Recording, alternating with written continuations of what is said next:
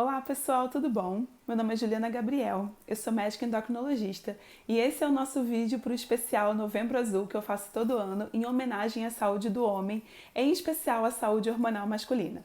No vídeo de hoje a gente vai falar sobre a relação entre o estresse e a produção da testosterona, que é o hormônio masculino. Eu sei que eu já fiz uma live sobre testosterona, eu falei muito sobre a testosterona, mas eu queria fazer um recorte. Principalmente porque eu tenho recebido alguns casos no meu consultório de homens que me procuram por estar com a testosterona baixa e preocupados, achando que precisam usar testosterona, etc. E uma das coisas que eu percebo em comum desses homens, então assim, quando você tem doença, a gente geralmente não tem dúvida nos exames, né? Quando o exame ele tá um pouquinho mais para baixo, ou flutua, ou tá assim, ou tá assado, a gente fica naquela dúvida, pode ter certeza que tem alguma outra questão interferindo naquela produção, e não uma doença específica do testículo.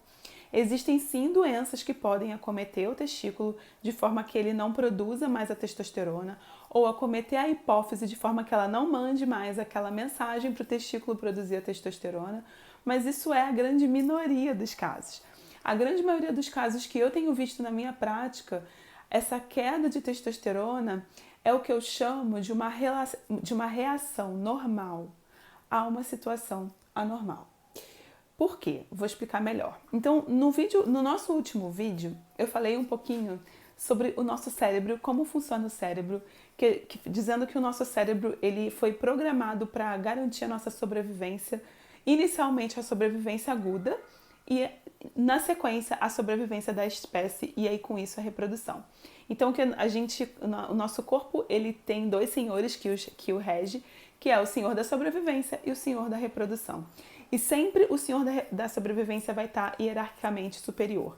Então, é claro, se você está lá fugindo do urso numa savana africana, prestes a morrer, você não vai pensar em reproduzir. O seu corpo não vai pensar em produzir hormônios sexuais, ali ele está preocupado com sobreviver. E aí a gente vai começar a entrar um pouquinho no conteúdo desse vídeo, que é exatamente isso.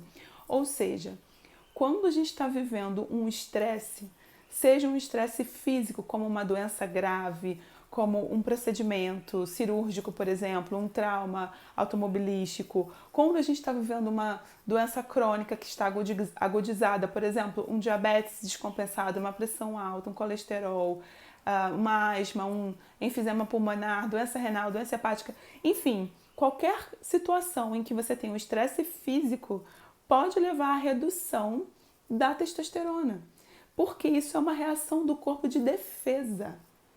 E o estresse emocional vai causar a mesma reação, porque o hormônio que está relacionado com o estresse físico é o mesmo que é produzido quando você está em estresse emocional, que é o cortisol.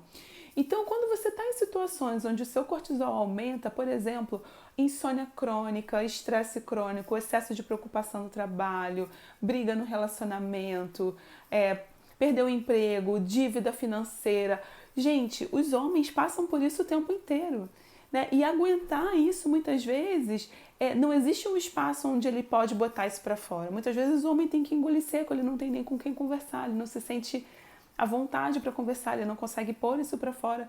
E aí esse estresse vai se acumulando e isso pode levar realmente a uma disfunção hormonal, que é transitória, no momento em que isso dá uma melhorada, tende a melhorar, tanto que a maioria dos casos que eu vi no meu consultório, passado aquele período mais crítico que a pessoa estava vivendo, que levou aquele estresse, a testosterona voltava para o normal sem precisar de nenhum remédio. Ou seja, estar com uma testosterona baixa não significa que você tenha doença e a gente não tem que sair por aí dando testosterona antes de investigar o que está acontecendo. Recentemente eu fiz um atendimento que foi um pouquinho diferente do que eu estava acostumada a ver. Então, normalmente, como que as pessoas raciocinam, né? A testosterona tem lá um nível no exame. Então, vamos dizer, vou chutar, sei lá, de 100 a 1000. Se está mais perto de 100, o homem ele já se preocupa e ele já logo procura um urologista ou um médico ou uma endocrinologista, como eu, por exemplo, para avaliar. O fato de estar dentro da faixa mais próximo do mínimo não significa que a pessoa tem doença. Às vezes é isso que eu estou falando para vocês, uma reação normal a uma situação anormal. Ou uma reação normal a uma outra doença numa outra parte do corpo que está levando aquele corpo a entrar em estado de estresse, né? Eu atendi recentemente uma pessoa, um homem, que ele me procurou porque a testosterona dele estava um pouquinho abaixo do mínimo. E a gente fez toda uma investigação, eu pedi uma série de exames e nada apontava doença. A única coisa que ele estava vivendo naquele momento era um quadro de depressão. Por conta de situações pessoais que não vêm ao caso, mas ele realmente, quando ele fez o exame, ele estava no auge de uma crise de depressão.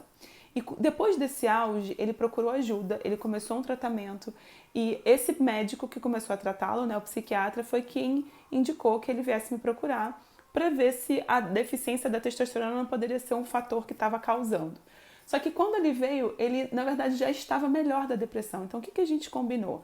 Vamos refazer esse exame e vamos tentar entender o que está acontecendo. E no que a gente refez o exame, 3 meses depois do início do tratamento da depressão, quando ele já estava se sentindo melhor, quando ele já estava voltando à vida, voltando à sua atividade física, voltando a se alimentar melhor, a testosterona estava absolutamente normal. Por que eu estou contando essa história para vocês, meus amores? Porque, gente, hormônio ele é produzido de acordo com a necessidade do corpo. Um exame só nunca vai fechar diagnóstico de nada. E é exatamente por isso que você não tem que sair por aí usando hormônio sem saber exatamente o que está acontecendo e por que está acontecendo.